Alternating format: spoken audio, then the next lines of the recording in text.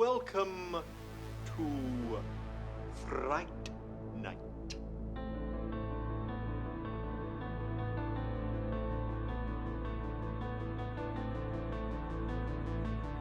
Hi, I'm Chucky, and I'm your friend to the end.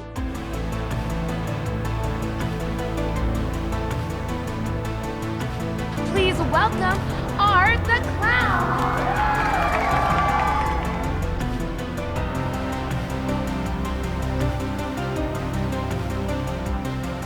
We can defeat death. We can achieve every doctor's dream.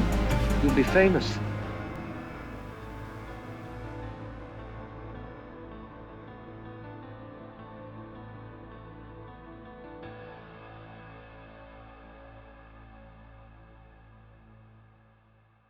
Clive, Doug, and I are all from Liverpool. We were all born in the 1950s. Clive just turned 70, actually. Clive was born in 1952. Doug was born in 1954. And I'm the baby. I was born in 1955. And in 1974, we formed a theatre company that eventually became known as the Dog Company, though that wasn't the first name. And we worked in theatre together for more than a decade. So we were... the three of us, I mean, there were other people in the theatre company, obviously, but the three of us were old friends and colleagues by the time the Hellraiser movies came around. We all wanted to do this. I mean, like, it's like being in a band. I was also in bands as a teenager. And, sure, you're all on the dole and playing, one gig every second week at a pub that pays you 50 quid or whatever. But in the same way that band that's just playing in a Liverpool pub for 50 quid sort of thinks, well, one day we'll make an album, one day we'll be on Top of the Pops, one day this will happen, So we were like, I don't want to make us sound like arseholes, but we had the sort of arrogance of youth. We assumed, well, this is what we're going to do. I mean, it wasn't like we were running around saying, we're so great, this is going to happen. But it was, I guess that's the best way to put it, is we had intent. We intended to keep working in the creative arts with our fingers crossed that one day somebody might pay us for it, I'm tempted to say I was more of a horror fan than either Clive or Doug, though that's not true. I mean, they definitely were. But I don't, like, I was a horror fan from the age of 7 or 8. There was a magazine called Famous Monsters of Filmland, which had started in 1958, even before my time. It was this monthly magazine full of pictures, mainly of classic horror, which wasn't even that old then, of course. I'm talking about the Universal movies, Boris Karloff, Bela Lugosi, Bride of Frankenstein, King Kong. And every month, I'd get this magazine full of these fantastic pictures of these movies which I couldn't see yet because they hadn't started showing them on British. Well, it's probably a lie. I probably wasn't allowed to stay up late enough to see them on British TV, but eventually I did. So yeah, I'm a card-carrying horror fan and always was. Luckily enough, Hellraiser hadn't been released, so I didn't have pressure of it being a successful horror movie. I didn't have the, oh shit, no, I've got to write a follow-up to a hit. The movie wasn't out, but I had seen it, so I knew it was very good. So I had that pressure of, well, let's not let me old mate down, let's... And also, Clive was an executive producer on the movie. It's not like I couldn't call him up and say, I'm thinking of a scene where this happens. Is that okay with you? So, I mean, he was... Chris Figg was the producer of the movie, but Clive was an executive producer and still very much on board. When Chris Figg, who's the producer of Hellraiser, when he wanted to do a sequel, but also wanted to keep Clive busy on another project, he asked for... I wasn't in the room, I assume he had something like, do you know anybody else who could do this? And Clive was kind enough to say, well, my old mate from the theatre company is a writer. It's really very moving and meaningful to us. Well, I shouldn't speak for the other guys, but I'm sure it's true. The fact that people who weren't even born when these movies came out still enjoy them, it means a great deal. People are very kind. As it happens, it's a big anniversary year this year, both of the original Hellraiser, which obviously I did not write, Clive did, but it's the 30th anniversary year for Hellraiser 3, and it's also the 25th anniversary of Wishmaster, another movie I wrote and started a franchise. It's really nice to see a room full of people who weren't born when these stupid things came out, and it's like, look, they're still enjoying it. When I was a kid into this stuff, there were older people who were into it. And, now that I'm older, quite old, there are younger people, some people slightly older than you, people younger than you. And it's like we're all the same tribe, just born in different generations, but we have the same excitement and interest in these things.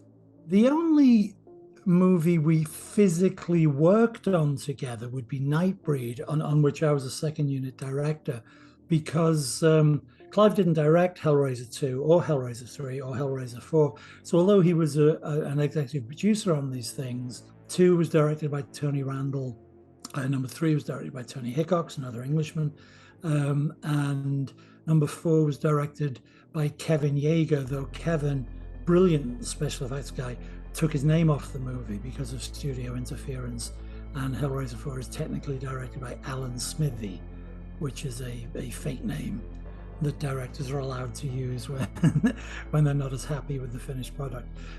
Clive did write and direct Nightbreed. That was his second directorial movie after the original Hellraiser, and I was a second unit director on that. So, as was unsurprising to me, this was a very fertile, creative mind in full flow on that movie. I always like to remind people not to ruin the magic, but movie making is a very pragmatic thing. It's a craft and a science as well as an art. But it's not like he's making it up on the spot. It's we're on a budget, we're on a schedule, we have the shot list, we know what we're shooting that day. However, what Clive was always great at, even back in the theatre days, was communicating with actors and getting not just the right performances out of them. I mean, many people can do that, but somehow conveying a spirit of enthusiasm and mutual creative endeavor to, if it doesn't sound too pretentious, to sort of pull the magic out of them, not just a performance. So you could definitely see that working.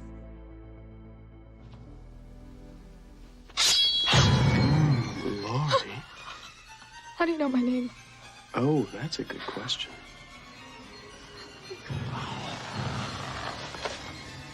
Here's the answer.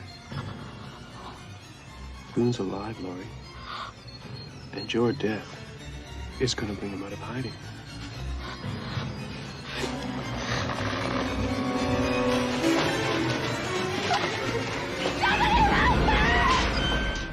Well, he was very nice and very professional. The thing is, when you're making a movie, it wasn't like we went on a camping trip together. So, I didn't get to hang with him. But, of course, as you would expect, he was extremely professional and extremely good. He was also, and I'd wondered about this, he was also very good at not making directorial suggestions. Because I wondered if Cronin was going to walk on set and look at where Clive's got the camera and suggest that, you might get a better angle if you move it. But no, there was none of that. He was a great performance as well. He's good in the movie. And like I said, I don't want to imply, I'm sure he has no memory of me. Again, we've probably exaggerated the story over the years. But we said, little parts, tiny little, and the two choices Doug was given was he could be this monster with nails in its face, didn't have a name, or he could play the delivery man who comes in and out of the house delivering stuff. And Doug seriously considered playing the delivery man because you would see his face. And after our theatre company, Doug had worked in theatre. Doug had continued to be an actor, but I'm trying to think if he'd had any. He might have had a small television part, but he certainly hadn't done any movie work. So it was going to be his first movie. So he really thought about it and thought, well, you know, probably because then I'll have some footage I can show casting directors of me in the movie. Fortunately for horror fandom, future horror fandom, he thought, screw it.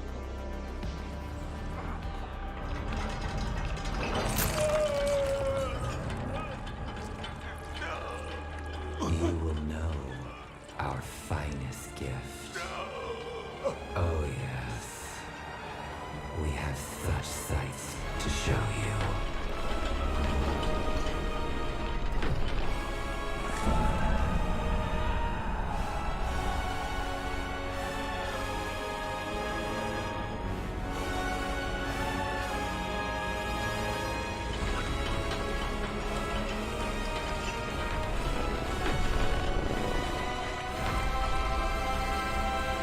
The makeup redesign was great. The whole sort of new look of the Cenobites, the skin as ornamentation, was a terrific spin on the original, I thought. But specifically, Jamie was above and beyond the makeup. It was a genuinely eerie and unsettling presence. So, you know, big thumbs up from me. Doug will always be Pinhead, that's true.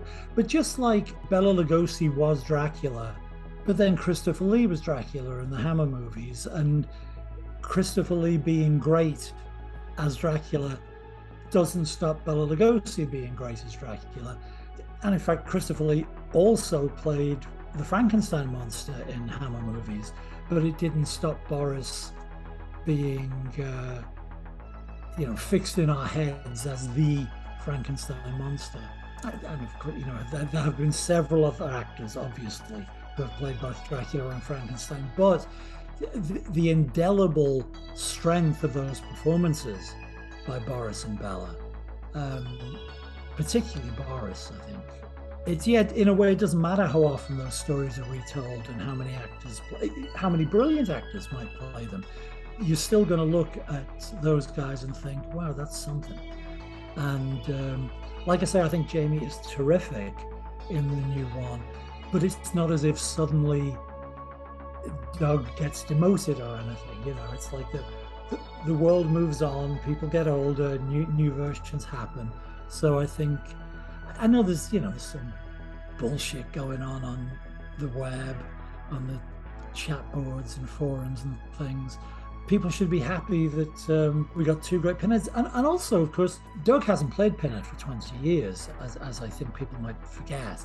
And the last two Hellraiser movies, which I haven't seen, but they featured other actors as well. So Jamie's actually the fourth Pinhead. Paul Taylor, who played the most recent Pinhead prior to Jamie, I think won some fan affection. So there have already been 4 screen Pinheads. Actually, technically 5, because at the end of Hellbound, when the torture pillar comes out of the mattress, I can't remember why, either Doug wasn't around or was out of town, but the Pinhead face that's nailed to the pillar that rises from the mattress, it is the original Pinhead makeup, but it's on the face of Jeff Portas, who was the makeup genius who designed and applied the makeup on Doug, but in that final shot, it's actually Jeff behind the makeup. So technically,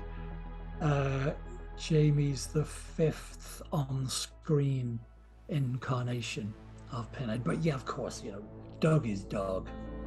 Doug is the Karloff of the Hellraiser universe. Let's say that. And, if Jamie gets to be the Chris Lee of the Hellraiser universe, then she's doing great.